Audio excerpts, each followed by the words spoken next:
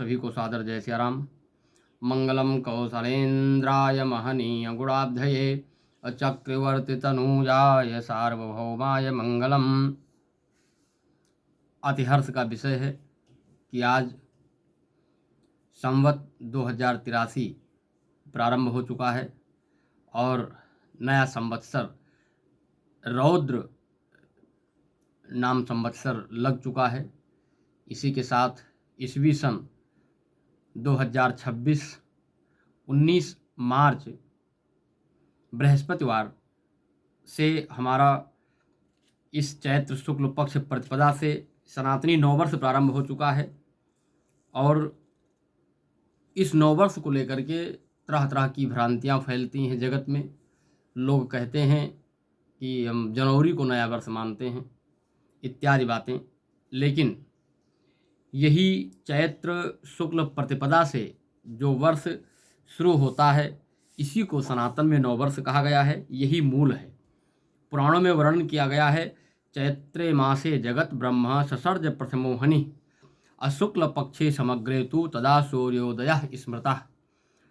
चैत्र मास के शुक्ल पक्ष के प्रथम दिन से ब्रह्मा जी ने सृष्टि का रचना करना प्रारंभ किया। इसी कारण से इसे नववर्ष माना जाता है। सूर्य उदय काल से ब्रह्मा जी ने जब रचना प्रारंभ की तो तभी से सनातन में इस वर्ष को, इस तिथि को विशेष मान्यता मिली। और तो और इस तिथि, इस वर्ष को, इस तिथि के प्रारंभ में, नववर्ष के प्रारंभ में जो भी कृत्य किए जाते हैं अत्यंत फलदायी होते हैं। किसी भी प्रकार से जो मन में भ्रांति होती है कि परिवाह है, आज प्रतिपदा है, ऐसी भ्रांति को हमें निकालना चाहिए। ये भ्रांति बिल्कुल बेवजह है। प्रतिपदा ये वर्ष की सर्वोत्तम मुहूर्त मानी जाती है। वर्ष में 3.5 स्वयं सिद्ध मुहूर्त हैं जिसमें पंचांग शुद्धि की आवश्यकता नहीं होती है। इसी के साथ विशेषतया अगर देखा जाए तो जब लोग गुण देखकर किसी से प्रेम करते हैं तो वह प्रेम कपट युक्त होता है। निर्गुण से प्रेम किया जाए और निर्गुण का प्रेम किया हुआ बिल्कुल कपट मुक्त होता है, वही प्रेम शाश्वत माना गया है। इसीलिए कभी भी गुण से प्रेरित होकर के और गुण से अभिभूत होकर के जो व्यक्ति प्रेम करे, श्रद्धा करे, समझ लीजिए वह कपटवान व्यक्ति है। जो हर प्रकार से निष्कपट होता है उसे गुण की इच्छा नहीं होती है। इसीलिए कहा गया है, इच्छा नहीं ईर्ष्या छोड़ो, इच्छा पर नियंत्रण रखो। हमें इच्छा पर नियंत्रण रखना चाहिए, ईर्ष्या छोड़नी चाहिए। इच्छाएं अनंत हैं लेकिन इन पर नियंत्रण आवश्यक है। इसी क्रम में इस नव संवत्सर के विषय पर हम यह कहना चाहते हैं कि आप नव संवत्सर मनाएं और नए वर्ष पर विभिन्न प्रकार के पूजा पाठ, क्रम, क्रिया पद्धति अपनाएं, यह आवश्यक नहीं है। यदि आपको धर्म नीत उपदेशयता ही कीरत भूत सुगत प्रिय जाही, जिसको कीर्ति चाहिए, भूत तत्वों में शुद्धि चाहिए और सुंदर गति चाहिए और संसार में यश चाहिए, वह धर्म नीति का पालन करे। यदि इन तत्वों की आवश्यकता है, इन विषयों की जरूरत है और इस पर आप अपने आप को स्वच्छंद स्वरूप प्राप्त करते हुए अत्यंत प्रगति के पथ पर अग्रसारित करना चाहते हैं तो धर्म नीति का पालन करें। जब ब्रह्मा जी ने सृष्टि की रचना की तो कहा गया है, बुद्धिम चास्य विनर्भिन्नाम वागीशो धिष्ण्यः मा विशत अबोधेनांसेन बोधव्य प्रतिरप्रतियतो भवेत। भगवान की विराट स्वरूप की उत्पत्ति के विषय पर मैत्री जी कहते हैं कि बुद्धि से उत्पन्न होने के बाद अपने स्थान में, अपने अंश में बुद्धि शक्ति के साथ वाक्पति ब्रह्मा जी ने प्रवेश किया।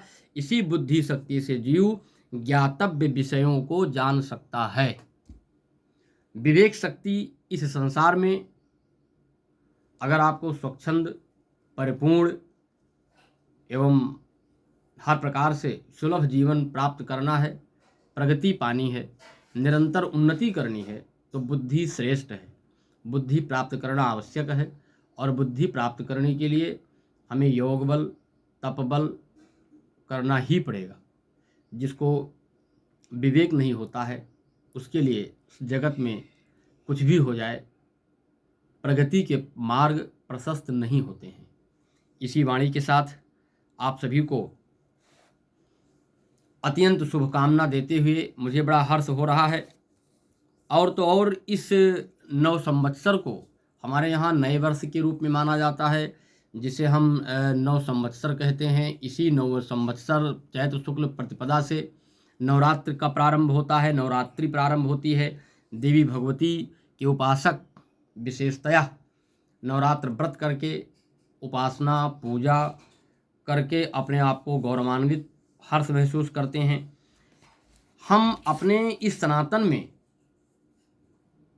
तमाम विचार करते हैं कि नववर्ष है, ये सनातन है, कैसे है, क्या है, लेकिन बड़ा आश्चर्य होता है कि इस सनातन के नववर्ष को जिसे हम अन्यथा ले रहे हैं, अन्य अन्य भिन्न भिन्न प्रांतों में अन्य अनेक अनेकारूप से मनाया जाता है। यह नववर्ष महाराष्ट्र में इसे गुड़ी पुड़िया कहते हैं, कर्नाटक, आंध्र, तेलंगाना में उगादि कहते हैं, कश्मीर में नवरेह कहा जाता है और सिंधी समाज में आज के दिन चेटी चंद के रूप में मनाया जाता है। मणिपुर में इसे संजबू नोंगमा पानवा के रूप में मनाते हैं और हमारे यहाँ इसी नव संवत्सर चैत्र शुक्ल प्रतिपदा को नववर्ष के रूप में मनाते हैं।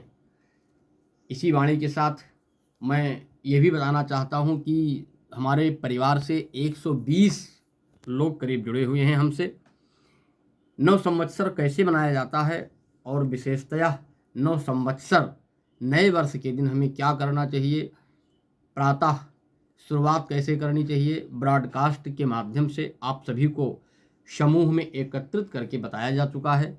जो हमारे परिवार से 120 लोग हैं वो मैं उम्मीद करता हूँ कि भली भांति नव संवत्सर नया वर्ष मनाने की विधा को जान चुके होंगे और मुझे ये उम्मीद भी है कि वो उसी नियम तरीके से बताए अनुसार मनाए भी होंगे।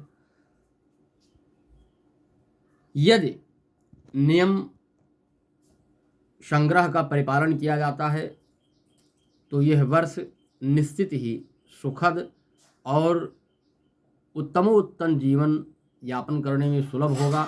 इसी वाणी के साथ सभी को सादर जय सिया राम।